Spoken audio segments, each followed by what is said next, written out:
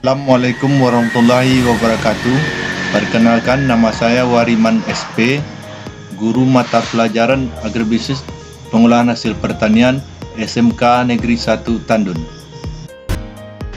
Di sini saya akan menerangkan tentang teknik pengemasan dan penyimpanan.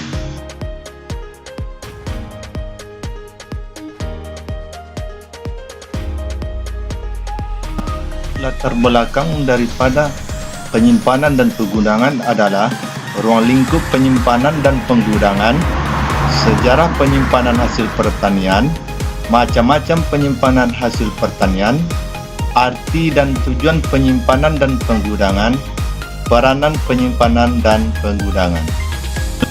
Penyimpanan dan penggunaan. Penyimpanan dan penggunaan mempunyai arti yang sama, yaitu menumpuk suatu bahan dan suatu ruang serta kondisi ruangannya terkendali dengan tujuan agar bahan tidak mudah rusak dalam waktu tertentu. Adapun penyimpanan mempunyai arti dan mempunyai proses antara lain pengolahan, kemudian pengawetan dan pengemasan. Mengapa timbul hasil pertanian? Adanya gangguan bahan pangan milik petani, baik binatang maupun serangga.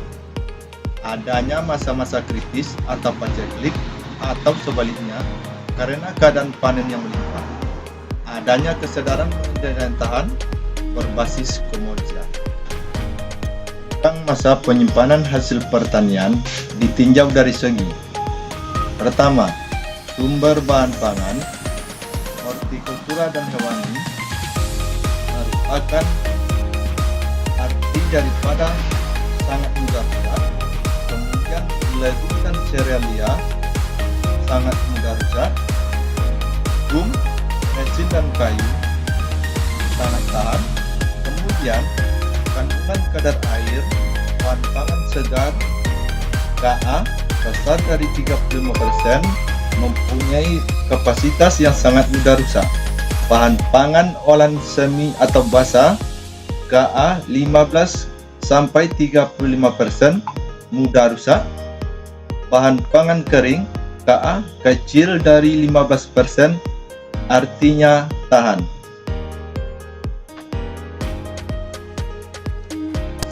Penyimpanan hasil pertanian. Arkeologi.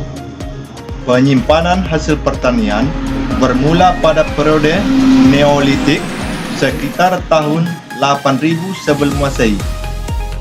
Kedua, Itir Al-Aziz menanam gandum selama 7 tahun berturut-turut dan menyimpannya sebagai bahan cadangan makanan. Ketiga, peperangan berlangsung lama atau sama dengan menang karena adanya persediaan bahan pangan. Macam-macam penyimpanan hasil pertanian ditinjau dari segi A. Tata niaga. Adapun komponen daripada tata niaga itu adalah: 1. Penyimpanan di tingkat petani.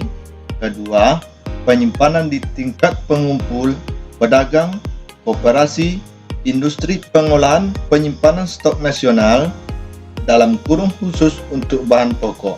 Keempat, penyimpanan di tingkat konsumen dalam kurung pasar swalayan. Kemudian selanjutnya, kategori yang kedua adalah waktu penyimpanan. Adapun komponen daripada waktu penyimpanan adalah: 1. Penyimpanan jangka panjang. Kedua, penyimpanan jangka menengah. Ketiga, penyimpanan jangka pendek. Keempat, penyimpanan transit. Kelima, penyimpanan panjang.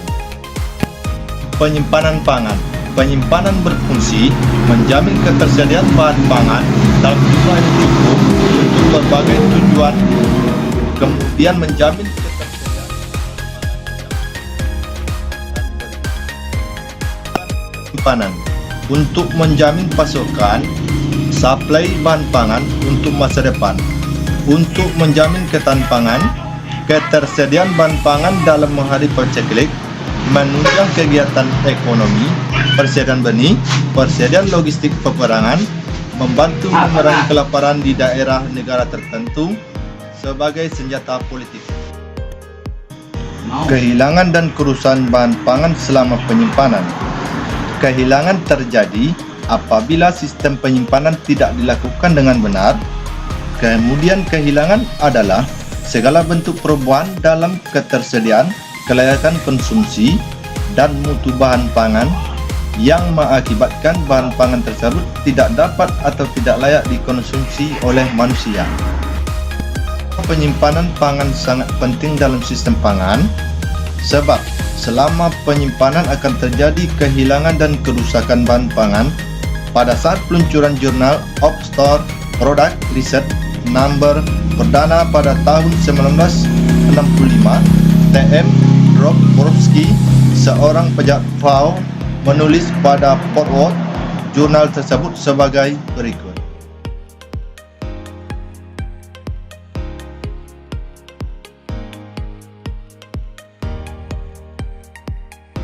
Penyimpanan pangan sangat penting dalam sistem pangan. Pertama, magnitude atau besar kecilnya tingkat kehilangan dan kerusakan akan sangat bergantung pada teknologi penyimpanan yang diterapkan. Kedua, di negara maju dan teknologi penyimpanan yang sangat canggih dan tingkat pengetahuan. Ketiga, sebaliknya di negara-negara dengan teknologi penyimpanan yang bersifat sederhana atau yang rendah, tingkat kehilangan dan kerusakan akan sangat tinggi. Jenis kehilangan. Pertama, kehilangan langsung. Kehilangan bobot atau quantitative loss. Kedua, kehilangan komponen pangan, food loss. Ketiga, kehilangan mutu atau quality loss. Keempat, kehilangan benih. Kedua, kehilangan tak langsung. Pertama, kehilangan nilai uang. Kedua, kehilangan kepercayaan. Ketiga, kehilangan kesempatan. Penyimpanan dan penggudangan. Penangguhan hasil lebih, penyelamatan hasil panen, penyediaan bagi konsumen mendatang secara tidak langsung merupakan usaha penuaan sebagai perantara penggunaan sendiri, industri atau pemasaran untuk mendapatkan keuntungan lebih untuk ketahanan nasional, antara lain stabilitas keamanan dan politik, untuk senjata politik. Panen hortikultura, sayur dan buah, dan produk olahan.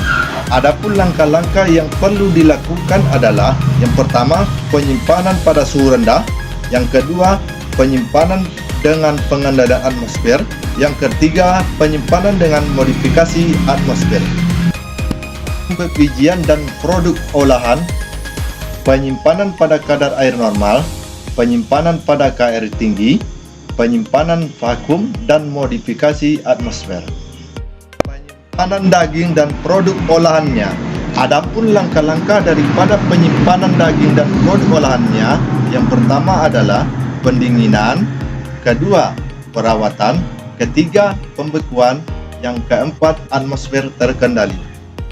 Penyimpanan ikan dan produk olahan. Adapun langkah-langkah penyimpanan ikan dan produk olahan, tahap pertama yang dilakukan adalah pendinginan, kedua pembekuan, ketiga suhu ruang dalam kurung tepung dalam kemasan. Video pembelajaran saya tentang penyimpanan dan pengemasan. Sampai jumpa di video berikutnya. Wassalamualaikum warahmatullahi wabarakatuh.